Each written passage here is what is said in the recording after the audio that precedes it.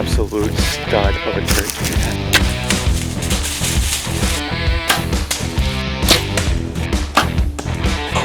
That's freaking sweet.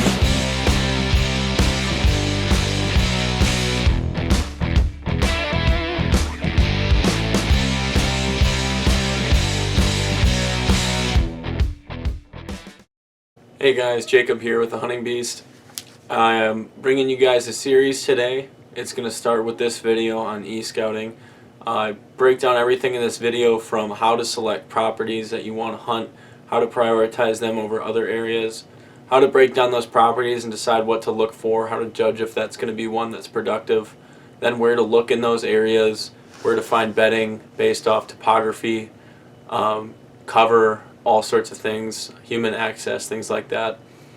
And I'm also going to move on to doing a scout. I'm actually going to do the exact kind of scouting I did for you guys, e-scouting, and then move to a property that I have not ever scouted before and try to show you guys that these skills really do work. I'm going to be looking at ridges that are identical to the ones that you guys see in the video right now. And you guys will see what pays off, what doesn't, what I learn along the way. I put a few pictures in to kind of support the strategies I'm using and explain some of the tactics I'm using in this. And I know it's a very tried and true strategy. I also want to share with you guys I finished up my Euro mount, self-done, on my buck from this year. So it's like a nice one, better looking as a Euro. I also got my buck back from 2020. I'll include a picture of that right now. But I'm very excited to have those done. And I hope you guys really enjoy the video today. It's a great one. You guys are going to learn a lot. It's not the most hands-on, in the field looking pictures and tactics and stuff like that, but it's something that is extraordinarily valuable for you if you're looking to hunt a new property or if you're just looking to know more about the ones you already hunt. This is a property that I would very likely hunt myself if it were public. This is an area that is private. I turned the landowner feature off. But this is an area I definitely looks very, very similar to the one I'm actually going to do boots on the ground scouting with in this video. And it's very similar to one I would definitely hunt. Like, hell, if this was public, I'd be hunting here a lot. And I can get into all the reasons why. But yeah, I'm going to go through all this process. I'm actually going to go through e-scouting, tell you all of my thoughts and ideas behind that. I'm going to go through boots on the ground scouting. I'm going to confirm in areas that look extraordinarily similar to this if they were good or not, and I'm going to kind of show you how I'd go through a property just from the very beginning all the way to the end. So I made this little scouting document. This is just so I can organize my thoughts, make sure I'm hitting all the bases I intend to with you guys. But the number one thing I like to think about all the time is think like a deer, and what do the deer worry about? Especially in this area of Wisconsin, the number one threat and pressure is human pressure. We don't really have to worry about wolves at this area of Wisconsin. That's something you might want to consider in other areas, but definitely number one threat is going to be humans. So how are you as a person going to avoid people?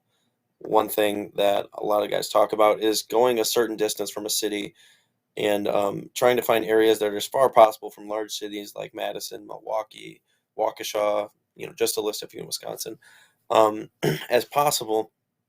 And so one way to do this is by adding waypoint radiuses. So say this is a city, I'm going to go ahead and mark 10 miles, 20 miles, whatever you guys want. And I'm going to assume that the further away I can get from most cities, the less pressure it's going to get just right off the bat.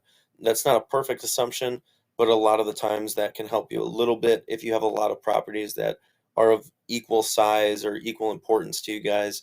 This may be another factor you want to consider. The next thing I really look at is the parking areas. Like, how many parking areas are there? What's the access looking like?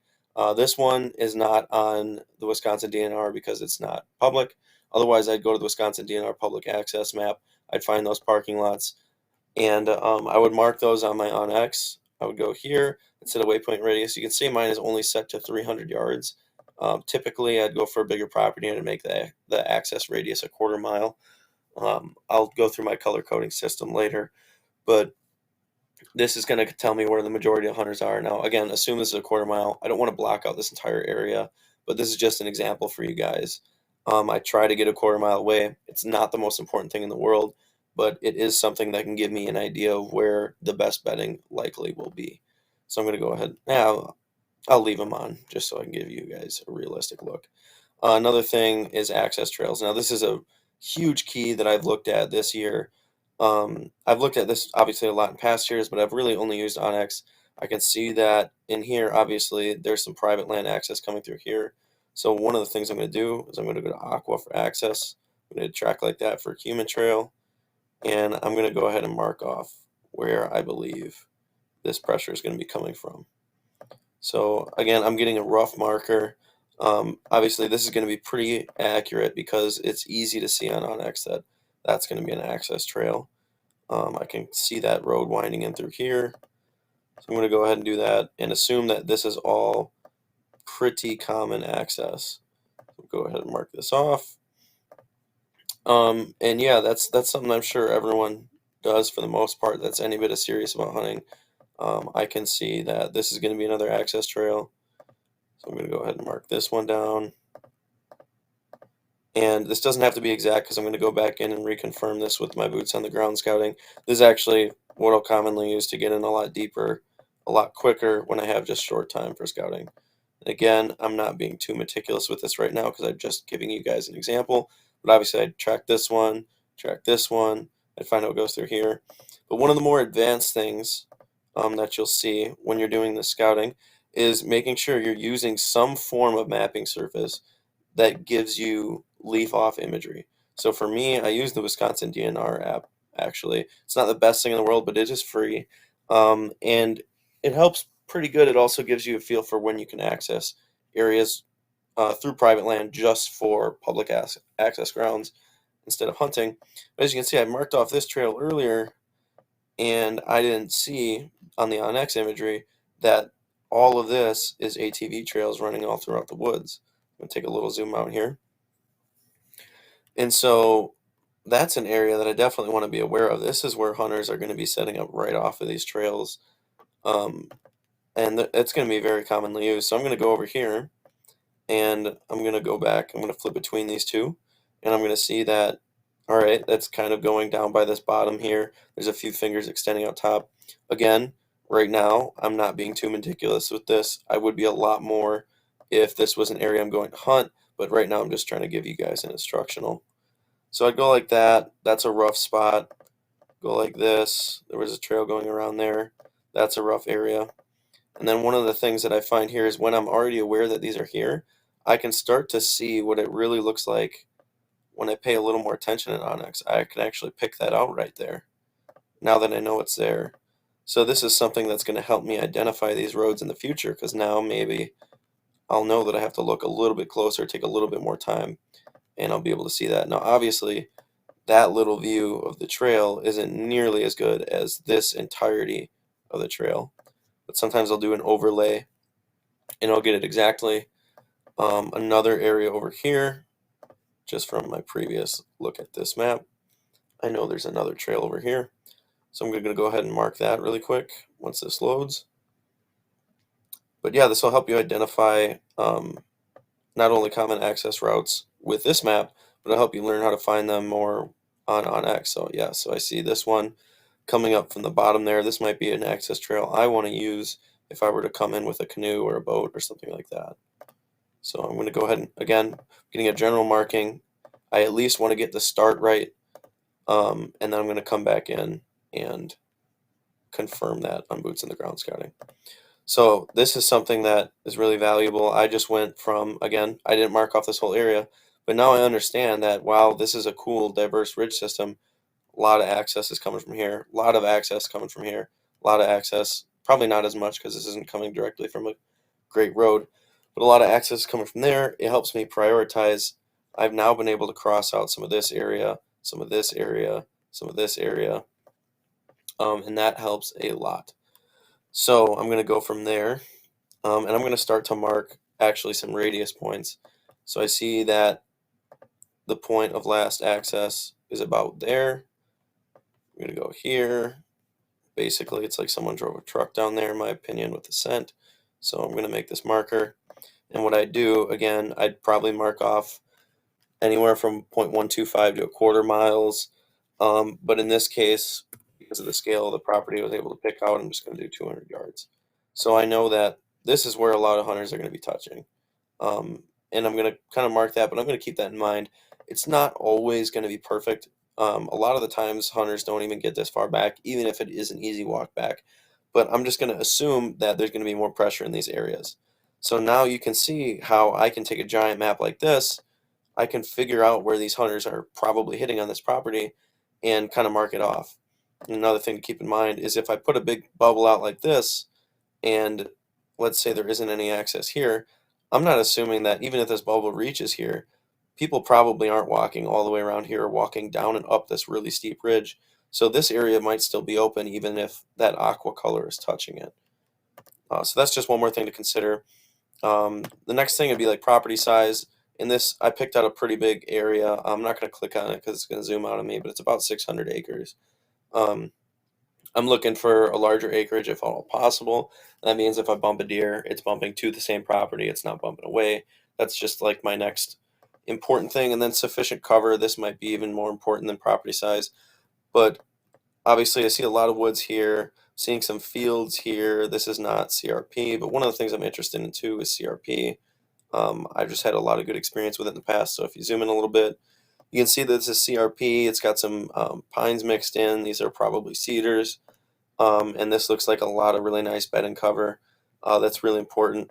Um, One thing that I'm finding issue with is I'll mark out this 1/3 elevation, which I would recommend everyone does. I just naturally see it, so I'm not doing it right now.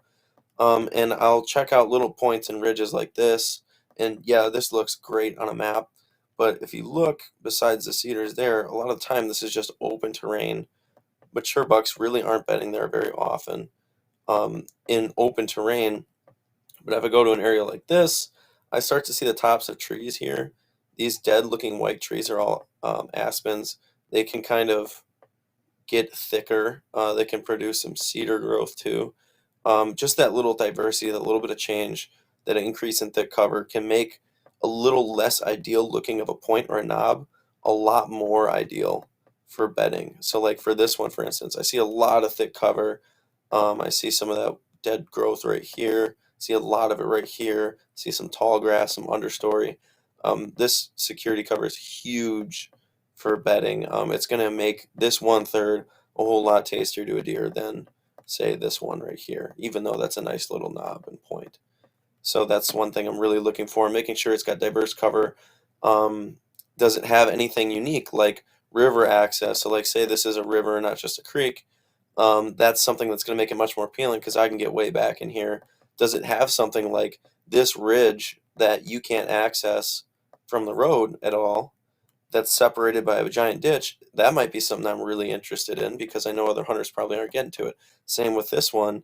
If it weren't for the private land access right here, this one would be a little bit harder for someone to get to, a little less effort. This big extended ridge, people might not want to get to. This might be a thermal hub. Someone might not want to go way down in there.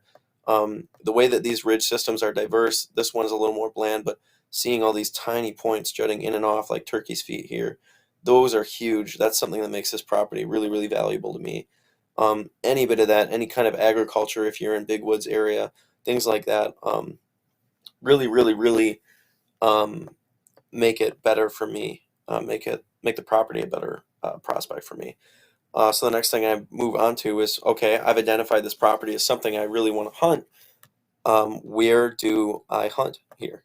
So my first thing would be mapping out this 1/3 elevation line.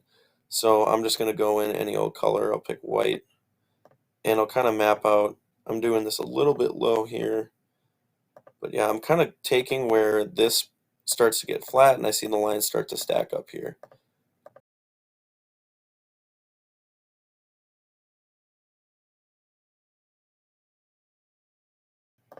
So you can see I got this little dotted line here. This is marking off my 1/3 elevation. It's kind of rough. I just threw it on there quickly, but this is something I do. I'm looking at this property. This is where I know most of the buck bedding, buck travel is going to be. Notice I marked a little bit even on the private land. I'm doing that on purpose because it might be relevant where they bed on the private land. Even if I can't hunt it, I want to know at least where they're coming from. where I might get the chance to intercept them, stuff like that. So I'm marking pretty much this entire property. Again, not perfect. But then what I'm going to go and do is I'm going to mark off next the predominant wind. So the prevailing wind throughout this is typically northwest, west type wind. So now I'm going to go through in a different color, and let's say red. And I'm going to mark all of these leeward edges. So I'm going from a northwest wind, so right around here. So anything that's northwest, I'm going to go through and mark. Anytime a buck would be at an advantage betting northwest, I'm going to go ahead and mark that.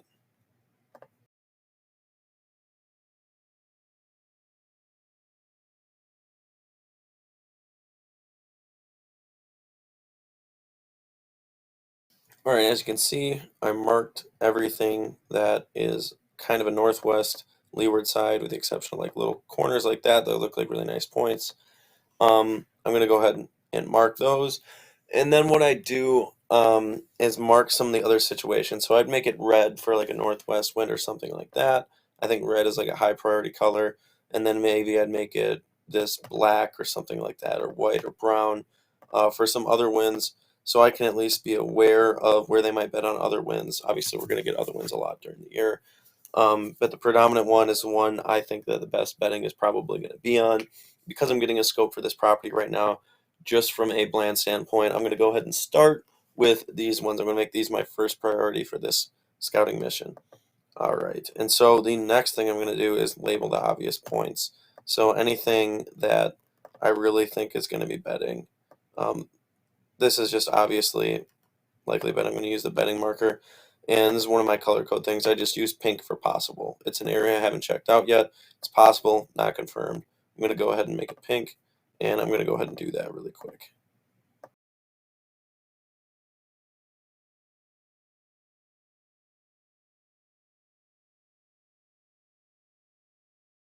So as you guys can see, I didn't quite hit all of them, but I got a lot of them. Just these little obvious points.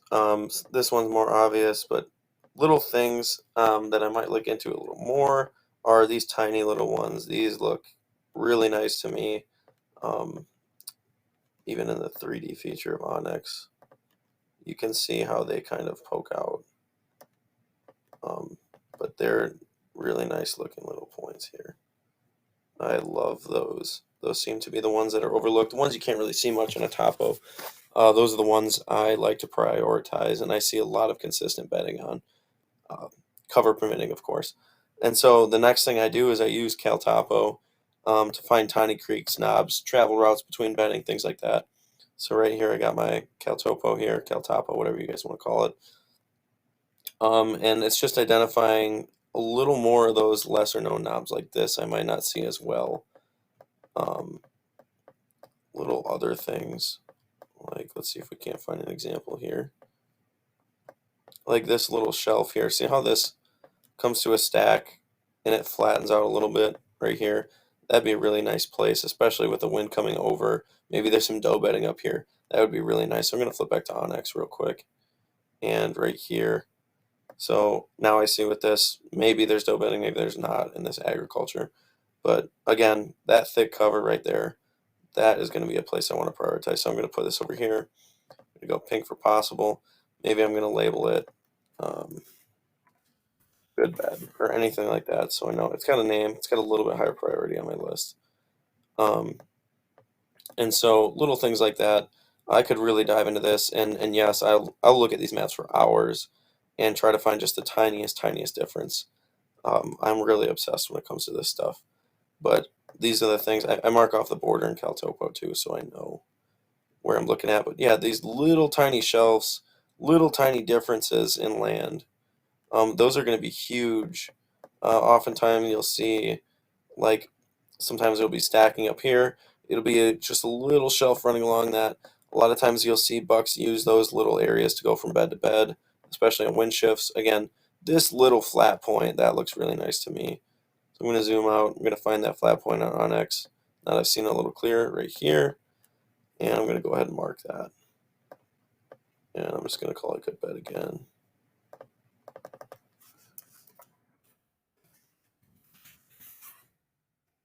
So I know that that's a good spot I want to check out.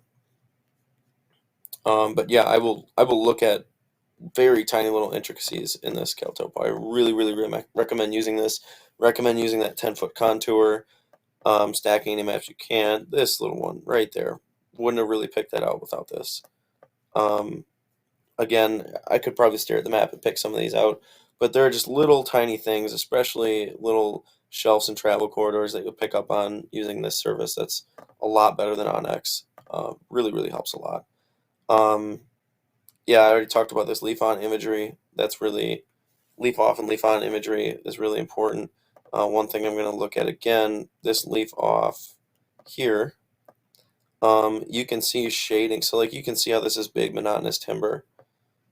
You can use this to kind of pick out some shading on the map to find where maybe there's a little patch of thicker area. I know a lot of people use Spartan Forage. That's a huge mapping service I hear for winter imagery. I just don't want to pay for it because I'm cheap and I am poor. Otherwise, I'd pay for it. It seems like a very valuable resource. A lot of times you'll see little shaded areas in there. Pick out pines a little easier. This little area too, you can tell.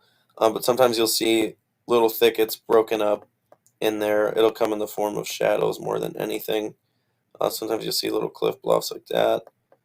Areas like that, all little things I want to pick out using this leaf off imagery. And then I'm going to make sure I prioritize areas that have this common prevailing wind like this. So I'm going to start looking at bedding and determine which ones are going to be my most important to check out. So let's say that this leads right into this finger. See that this is a good distance from access. Let's see if there's some cover in there. It's a little monotonous, so I'm not going to prioritize those. This is a good distance from access. It's got a little different land feature here. I like that. I'm going to go ahead and just for an example, I'm going to label that white because I know, put a little emphasis on it. I'm going to want to check that one out. Another thing here, let's look at this area. Like I said, if this access wasn't here, I'd really be prioritizing this one. In this area, hard to get at, hard to access, great cover above, possibly winning doe bedding. This is one I definitely want to check out. See, these are things I'm prioritizing as I'm going. And mark the ones that I believe are going to be higher priority. But one thing I really want to think out, something that's really up my game, is what advantage do these bucks have bedding on this for a leeward side? What are they smelling? So let's say a buck is bedding here, and that's on a leeward side. He's not really getting scent of a whole lot. He's kind of winding where he wants to be in the afternoon beforehand. So that's nice. He might be winning his food source that he wants to be on when the sun goes down. And that's good. But I find that mature bucks love to keep tabs on their number one issue, which is humans. So this access route didn't go as far back and it wasn't so close to the road, I might actually prioritize these beds because I know that bucks are probably going to bed here because they can smell if anyone's coming to them long before they arrive. Um, so this would be great. Bucks might like bedding here because they can smell this access route again before that person actually arrives to them. These might be great spots for a mature buck to bed because he's keeping tabs on them. Now, it depends how much this area is getting damaged, affected, pressured by the access. So we'll have to assess how common that access is when I get to the spot. This is a good area. A lot of people are going to be accessing from these tops. These might be really good beds. Looking at this little shelf here with a steep drop, that's nice looking. I don't see a whole lot of habitat diversity, but again, they're smelling where they're going to enter food. They're smelling where people are going to come from. This might be a really nice little edge, and I'm going to go ahead and pick out these small little knobs and emphasize them because they're usually a little bit better for bedding. These are areas that I'm definitely considering a little more heavily because I know that bucks are smart and they want to keep tabs on people and where they come from, and this is a great area to do that. Yeah, just the biggest thing is understanding why, guys. You can go ahead and, if you want, you can pause and read through this, but you're going to look through things as far as what advantage does the buck have in this spot? Why is it better than other spots? I've gone through some of that. How is it similar to areas I've killed big deer in the past? That's huge. What time of year are these areas prime for? So I'll break down that statement a little bit. For instance, when I said possibly smelling doe bedding here, I might consider this a little bit more of a rut spot. Obviously, it's got advantages all throughout the year, but I might consider it a little bit more of a rut spot because all of this 1/3 is going to be perfect for this buck to wind this doe bedding. Typically, this CRP, thick grass, low cover, a lot of that is doe bedding. So I might consider that this ridge might be a great one for bucks to go along with that predominant wind coming over. I'm probably expecting quite a few rubs to be in these cedars, honestly, and in this area. That's something I'll make sure I look at when I do boots on the ground. Again, he can drop down here, multiple ridges meeting, possible thermal hub here. You can smell things coming off of these ridges in the afternoon.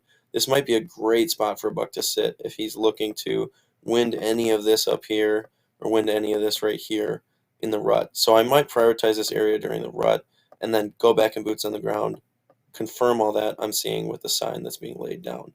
That's how you can kind of get a feel for what time of year these areas are being used. Say this food source is soybeans instead of corn. I might call this an earlier area spot. I might see an oak stand, large patch of oaks here. I might consider this an earlier area, early season bedding area, things like that. That'll give you an idea just from a map what time of year that these bucks might be bedding. And then a really important thing I like to do is devise a travel plan. So this area is a little this ridge system is a little bit tough. I might drive in multiple times to figure this out, but I'm gonna definitely be looking to confirm this route. I'm gonna be looking at these beddings. So I'm probably gonna park here, and I'm gonna go ahead and make a route that I believe I should go along when I'm scouting. So say I want to make sure I end up back in my truck and I want to do the bulk of my difficult hiking in the beginning. So I do want to check out this area, see if it's a thermal hub. And I think what I'm going to do is I'm going to start at my parking area. I'm going to go around here and I'm going to start walking that 1/3. It might be really easy to walk in this opening, but I think it's more important to walk this 1/3. I'm going to go along this 1/3 here. I'm going to touch all these bedding areas, going to check them out. I'm going to look at all this. And then depending on what sign I see here, I might just drop down here. Obviously, it's going to be really hard, but it's going to be super steep, but I'm perfectly fine with it. I'm going to come back up here. I'm going to check out this area, maybe some of these knobs, come back along this 1/3, and end up back at the truck. And let's say I only have a couple hours. That's going to be one really short trip for me. All right, and that's the route I'm kind of going to take. As you can see, this route is going to get pretty difficult when it comes to that little dip right here. That is going to be a tough walk, but again, young and spry, I'm perfectly fine with doing that. To many, it's probably a pain in the ass, but I'm happy to do it. Maybe on the next trip, or if I get some more time, I'm going to drive over, park in this area right here, walk down this trail, and I'm going to get a feeling for all these ridges. And I definitely want to check out this area. I really like this. So that's going to be a harder walk. Might just take this bottom and then work my way back up. But the main key is I'm devising a plan to hit as many areas as possible. So I'm walking along this route and I'm ending up back at the truck. Now, when you're on onX, you're not going to be wanting to staring at your phone this whole time. But what you're going to do is you're going to get yourself on this 1/3. You're going to get yourself to where you start seeing some sign. You're going to realize some patterns, or you're going to base your knowledge off what you've seen in the past. And then you're going to continue on just without using the map, trying to let your intuition and let the land guide you to how a deer might access it.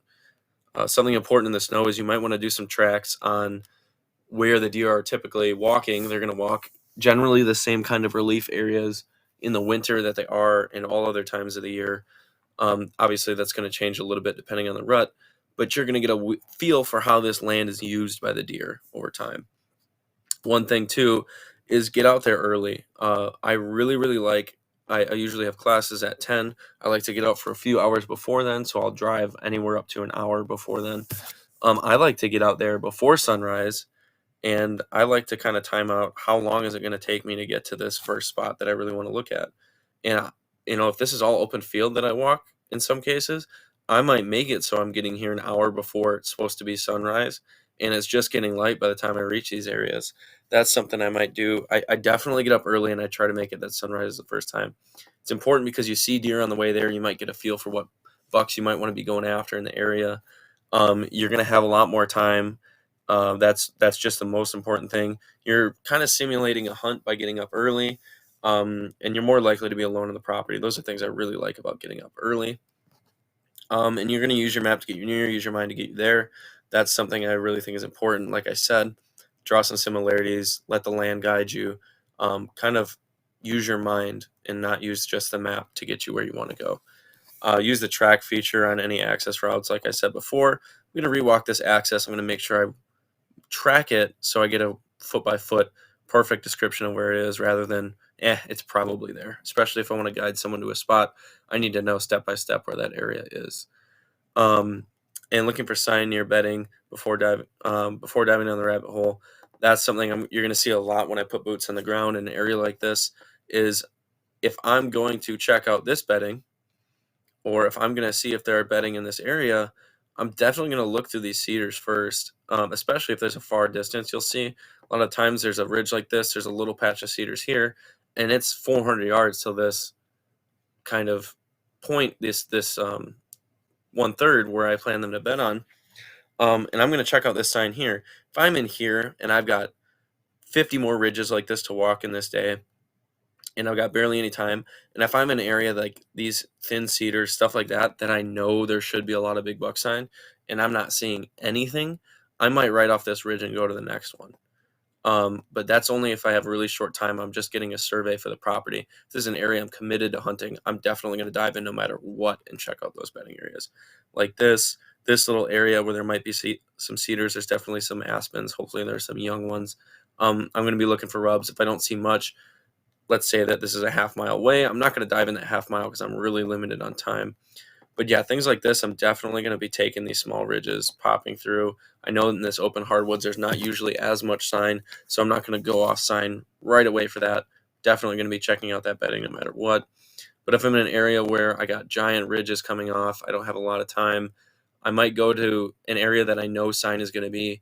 And if I see pretty much nothing or nothing that interests me, I might not move too far back. But again, this is only determining if the property is good or not based off my first boots on the ground. If I'm committed to hunting this, I'm going to check out these bedding points no matter what, because you never know. There could be nothing up here, and there could be a lot right here. Rubs aren't everything too, but again, a lot of times you can count on rubs being in certain areas, and that may help you eliminate some area before you go in there. And then categorizing your markings. This is huge for me. Like you saw, pink I do possible, so things I have to check out that I haven't quite checked out yet. Gold I do fresh or hot signs, so I know when I see something gold, I can click on it for the next year and say, all right, well, I know this sign was made October 30th last year. It's probably an advantage for me to be hunting it October 29th, October 30th the next year. That helps me a lot. That gets me on fresh sign year after year on properties. Really, really good. Red, I do danger another hunter. So say I'm walking around and I see another hunter stand, I'm going to go ahead and mark that in red. So let's say that this guy, let's say this is a VPA land or something like that. Let's say that that guy has a tower stand there. So I'm going to go ahead and mark that in red, maybe that deep red color. This is what I use for like enemy, hunter, bad things that will deter deer. These are things I'll definitely slap a radius on, make sure I'm getting far from. Aqua access, I try to let this alliteration kind of refer to it as human access or how I want to access. White is just stand out, something like maybe I find a really cool area that's got an awesome rock structure. I'll mark it in white. White's something I really need to stand out. If I know there's an area I haven't touched yet, I'll do white over here just to pop out amongst these pink markers and show something that I really want to check out. But yeah, I'll do white for anything from non-deer to something I really want to emphasize, and I'll let the type of marker determine what that is. Blue is kind of something I've been using in the past few years. This darker blue color, I do definite, mature, high priority, something I found that I am certain of. So let's say I get over here and I decide, all right, a stand has got to be put here. Like, I definitely need to be hunting this area on this, let's say, northeast type wind, and I'm going to stop short so I'm not crossing him. I know for sure that this buck is in this area at this time, and I know it's a mature buck. I'm going to go ahead and put this tree stand marker on, and I'm going to put it in blue because that blue just sticks out so well in that map. And I'm going to know that, hey, where am I going to hunt this year? What am I going to do? I don't know what to do. I'm getting this wind, so I'm going to click on this marker I know is a good marker, and I'm going to have a short description under here saying, hey, this time of year, I'm going to have a picture of my tree down here. I'm going to put it in my mature deer folder because I know I'm going to be chasing a mature deer here, and blue is just something that's going to stick out to me. Brown is just old sign, so I might want to be aware of some old sign. I might be seeing like a stand of aspens or some trees that are rubbed habitually, but by the time I'm checking it out, it's too late. So I'm going to mark it as old sign. I might put a prediction in the notes of what time of year it was probably made. But yeah, I'm going to be cognizant of my old sign, but I'm not just going willy-nilly marking anything. I'm trying to make it mature sign. Dashed lines are human trails, dotted lines are deer trails, solid lines are proposed access routes. So if I'm planning on accessing this tree stand, I know I'm going to end up doing this. Let's just say I go like that. And I'm, what have you from over there. I'm going to do aqua for access. And I'm going to leave it as a solid line because I know that's my access road. That's not anyone else's. So yeah, and then this dash line, these bigger dashes, human access. And then I just marked this 1/3 in that. But if I'm walking it myself and I find a deer trail and I really want to illustrate how that deer is leaving its bedding from what I'm seeing, I might walk that whole trail and then mark it with a dotted line to know that's a deer trail that I might want to set up my stand near. And then using folders to categorize things. The big thing about this, it's a pain in the ass to categorize everything in folders and add every marker to a folder. But you really want to do it because Onyx, unfortunately, doesn't let you only display a folder. It lets you hide folders. So what I do is I divvy up my folders in fresh, mature, doe, buck, rut, pre-rut, late rut, early season, late season, and miscellaneous. And you can put items in multiple folders. So let's say I find some fresh, mature buck sign, and it's in the pre-rut. I'm going to have folders for that. So I can hide, say I don't know where to go on this. I don't know where to go in the pre-rut. I'm going to hide everything I have for the post-rut. I'm going to hide everything I have for the late rut. I'm going to hide everything I have for other times of the season because I want to find the fresh sign for that area. And the colors will then guide me in that direction. That's really important. And then you're kind of, as you're going here, next important thing is say I find that this area is really good. I'm going to look for areas really similar to that as I continue to walk through. So if I had success in this area, I know this kind of bedding area might be similar to that. I'm going to say, all right, well, I'm going to go to this one next. I might prioritize going there over something like this that's got different terrain behind it, different wind direction, things like that. So I'm going to use my successes to continue to direct my route. That's really important. Something I used to find a lot is I used to go to areas that, man, it was a great little knob and it was on this 1/3 and it was for the predominant prevailing wind and it was all looking great, but it was super open and I just kept checking these areas out and I was beating them into the ground and I would rarely find consistent bedding on it. And it was really frustrating me because everything was lining up as far as the thermals, the woods and everything like that. But then I realized that like bucks would rather be in a thick area sometimes, somewhere where they're a little more concealed and give up a little bit of the wind advantage to make sure they're into some security. And so that's something I started to look at a little more is looking for a little more security cover mixed with these thermals. And it helped me prioritize areas like the ones that you see I highlighted here, the one that I highlighted over here. I might be looking a little more for thicker areas for bedding and prioritizing those over a little bit of more thermal advantage. And like I talked about before, using snow to understand how the deer travel the land, definitely marking those out, tracking them. And then after your boots on the ground scouting, I would go through, I'd say this area didn't work out. I'm going to go ahead and delete that. I was there, didn't work, wasn't a good area. I'm going to delete that. I'm going to take it off my priority list. And I'm going to kind of make a little bit of a list and a little bit of description of why these areas are good, what time of year I think they're being used, and then I can start to categorize this land a little further. So I know it's a quick run through. It's a very rudimentary, but using these radiuses, using this 1/3 mapping, I know this looks a little chaotic, but say I delete this line here. It looks a little less chaotic now. Once I deleted that line, it's less chaotic, and using that to kind of map out, all right, I'm prioritizing this area. I'm looking at this area. I think this area is going to be good. I'm eliminating other properties because they're too close to large cities or they don't have very diverse habitat. They have a lot of access. Those I might be removing. I might like this property a lot because it can get away from different areas. It's got diverse ridge systems. So I can essentially mark out this whole area. I can mark out this. I can mark out some of this. I can mark out some of this.